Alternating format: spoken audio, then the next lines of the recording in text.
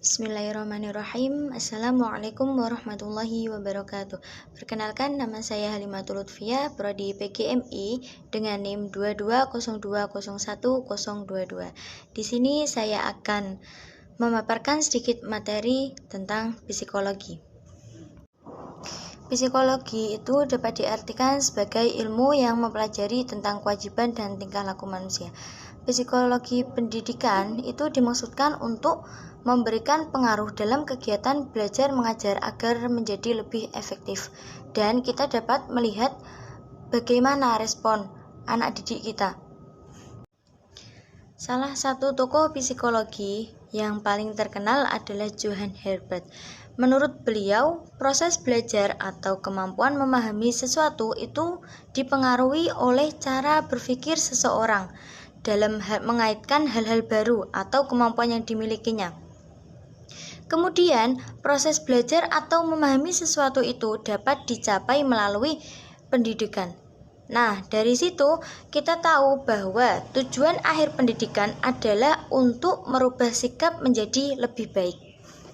Nah, dari sini dapat disimpulkan bahwa psikologi pendidikan adalah ilmu psikolog yang fokus atau yang mempelajari tentang kondisi kejiwaan serta tingkah laku seorang ketika belajar di dalam dunia pendidikan.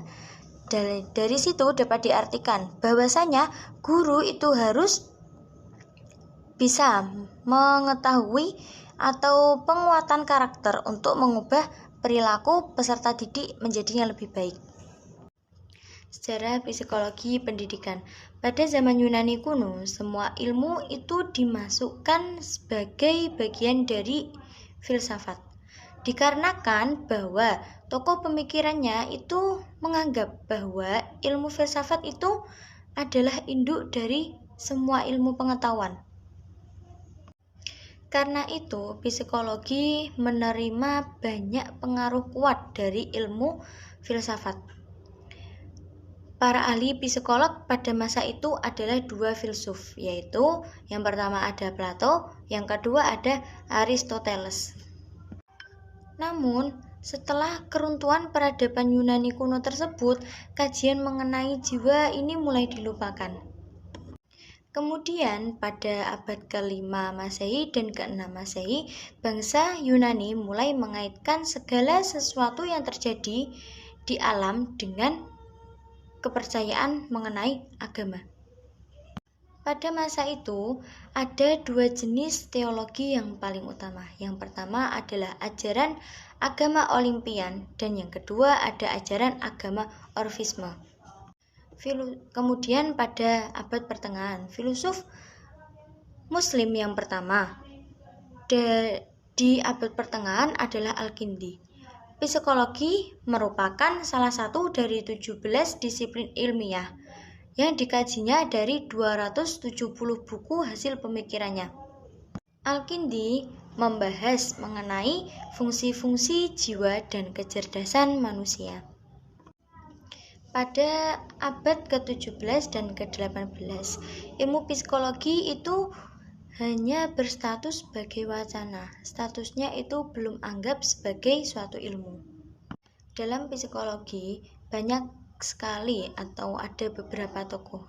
Salah satunya adalah Alfred L. Adler. Nah, beliau itu termasuk psikologi kepribadian.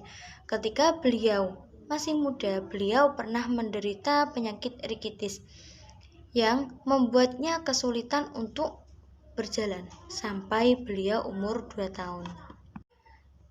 Sebuah pandangan seseorang itu dipandang rendah karena abnormalitasnya atau terhadap organ yang dimilikinya. Beliau juga mengembangkan ilmu inferiority complex. Nah, teori ini beristilah pada kompensasi atau seseorang itu berkompensasi sebuah kelemahan dengan mengembangkan kekuatan yang dimilikannya atau yang lain. Sebagai contohnya, yaitu apabila aku sakit atau lemah, saya akan berkompensasi dengan menjadi lebih pintar. Kemudian ada ruang lingkup psikologi. Apa sih ruang lingkup psikologi itu? Nah, ruang lingkup psikologi adalah tentang apa saja yang dibahas mengenai psikologi pendidikan. Di dalam ruang lingkup psikologi itu terdapat 4 tempat. Yang pertama ada belajar, yang kedua ada proses belajar, yang ketiga ada situasi belajar, dan yang terakhir ada konsep belajar. Yang pertama ada belajar. Sebagai yang kita pahami bahwa belajar adalah suatu proses pengubahan tingkah laku. Nah, tingkah laku itu dapat kita ubah dari proses latihan dan pengalaman.